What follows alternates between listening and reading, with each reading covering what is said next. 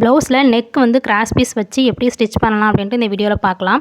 1.25 inch அகலத்துக்கு cloth இருக்கிற மாதிரி கிராஸாக கட் பண்ணி எடுத்து அதை ஸ்டிச் பண்ணி வச்சுருக்கேன். ப்ளவுஸை வந்து நல்ல பக்கம் பார்த்த மாதிரி எடுத்து வச்சுட்டு கிராஸ் பீஸை 2ஆக மடித்து நெக்குக்கு மேலே இந்த மாதிரி வச்சுக்கோங்க.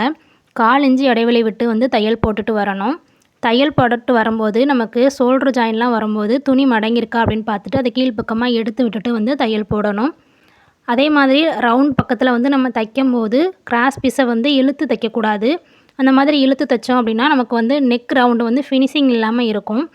ரவுண்டு சைடு தைக்கும்போது அந்த வளைவுக்கு தகுந்த மாதிரி நம்மளும் கிராஸ் பீஸை வந்து வளைச்சி வச்சு கொஞ்சம் லூஸ் விட்டு தான் தைக்கணும். அப்போ தான் நமக்கு வந்து கரெக்டான ரவுண்டு வந்து கிடைக்கும்.